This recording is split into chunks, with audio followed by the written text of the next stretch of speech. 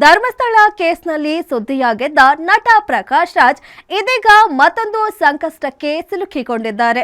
ಒಂದೇ ಹೆಸರಲ್ಲಿ 4 voter ID card ಪಡೆದಿರುವ ಆರೋಪದ ಅಡಿಯಲ್ಲಿ ನಟ ಪ್ರಕಾಶ್ ರಾಜ್ ವಿರುದ್ಧ ಜಾಮೀನು ರಹಿತ ವಾರೆಂಟ್ ಜಾರಿಯಾಗಿದ್ದು ಯಾವುದೇ ಕ್ಷಣದಲ್ಲೂ ಅರೆಸ್ಟ್ ಆಗೋ ಸಾಧ್ಯತೆ ಇದೆ ಅಂತ ಹೇಳಲಾಗ್ತಿದೆ.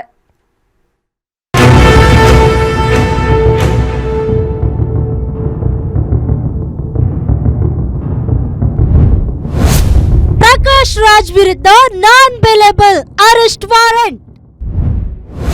ಕೋರ್ಟ್ ಸಮನ್ಸ್ಗೆ ಡೋಂಟ್ ಕೇರ್. ನಟನಿಗೆ ಬಂಧನದ ಭೀತಿ. ನಟ ಪ್ರಕಾಶ್ ರಾಜ್ಗೆ ಬಂಧನದ ಭೀತಿ ಶುರುವಾಗಿದೆ.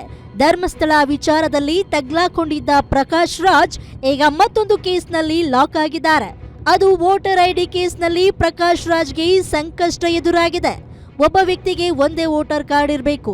ಪ್ರಕಾಶ್ ರಾಜ್ ಅವರು ಏಕಕಾಲಕ್ಕೆ 4 ಕಡೆಗಳಲ್ಲಿ ವೋಟರ್ ಐಡಿ ಕಾರ್ಡ್ ಹೊಂದಿದ್ದಾರೆ.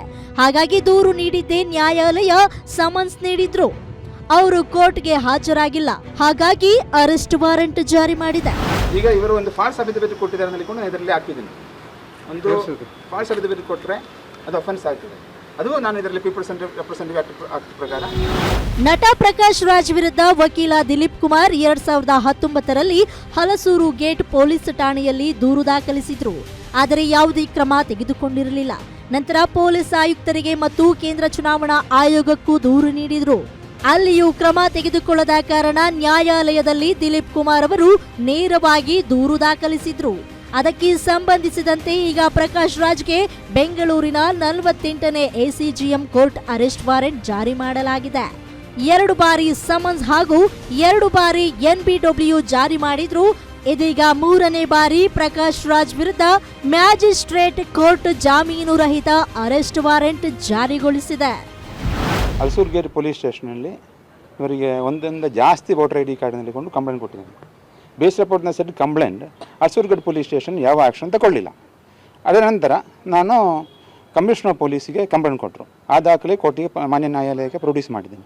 ಮಾನ್ಯ ನ್ಯಾಯಾಲಯಕ್ಕೆ ಪ್ರೊಡ್ಯೂಸ್ ಆದ ಮೇಲೆಯೂ ನಾನು ಬೇರೆ ಇದಿಲ್ಲ. ಅದರಿಂದ ನಾನು ಎಲೆಕ್ಷನ್ ಕಮಿಷನ್ ಆಫ್ ಇಂಡಿಯಾ ಅಂದರೆ more than 1 voter I D card, ಒಂದು ವ್ಯಕ್ತಿ ಒಂದೇ ವೋಟರ್ ಐ ಡಿ ಕಾರ್ಡ್ ಮಾಡಬೇಕು. ಇದು ಮಂಗಳೂರು, ಮೈಸೂರು ಎಲ್ಲಿ ಅದು ಇದ್ದರೂ ಒಂದು ಕ್ಯಾನ್ಸಲ್ ಮಾಡಬೇಕಲ್ಲ, ಮತ್ತೊಂದು ವೋಟರ್ ಐ ಡಿ ಇರುವಾಗ ಸೈಮೆಂಟೇನಿಯಸ್ಲಿ ಒಂದೇ ಸಮಯದಲ್ಲಿ 4 identity card voter I D card ತಗೊಂಡಿದ್ದಾರೆ.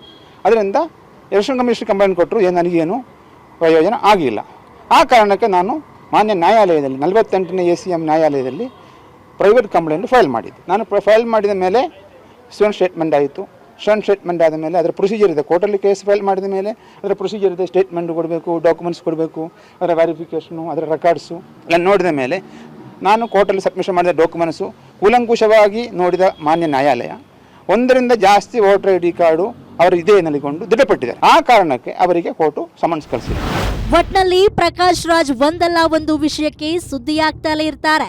ತಮ್ಮ ಮಾತುಗಳಿಂದ ಒಂದರ ಮೇಲೊಂದು ವಿವಾದಗಳನ್ನ ಮೈ ಮೇಲೆ ಎಳೆದುಕೊಳ್ಳುತ್ತಾ ಇರ್ತಾರೆ. ಏಪ್ರಿಲ್ನಲ್ಲಿ ರಾಮಾಯಣ ಕುರಿತು ನೀಡಿದ ಒಂದು ಹೇಳಿಕೆಗೆ ಎಲ್ಲೆಡೆ ವಿರೋಧ ವ್ಯಕ್ತವಾಗಿತ್ತು. ಅಷ್ಟೇ ಯಾಕೆ, ಮೊನ್ನೆ ತಾನೇ ಧರ್ಮಸ್ಥಳದ ಬುರುಡೆ ಗ್ಯಾಂಗ್ ವಿಚಾರವಾಗಿ ಸುದ್ದಿಯಲ್ಲಿದ್ದ ಇವರು ಮತ್ತೆ ವಿವಾದದ ಸುಳಿಗೆ ಸಿಲುಕಿದ್ದಾರೆ. ಇನ್ನು ನಟ ಪ್ರಕಾಶ್ ರಾಜ್ ನಿಜವಾಗಿಯೂ 4 ವೋಟರ್ ಐಡಿ ಹೊಂದಿದ್ದಾರೆ ಅಥವಾ ಇಲ್ಲವೇ ಎಂಬುದು ಕೇವಲ ಆರೋಪವೇ ಅಥವಾ ನಿಜವೇ ಎಂಬ ಅಂಶಗಳು ತನಿಖೆ ನಂತರವಷ್ಟೇ ತಿಳಿಯಬೇಕಾಗಿದೆ. Ajay Kumar, crime bureau, guarantee news, Bengaluru.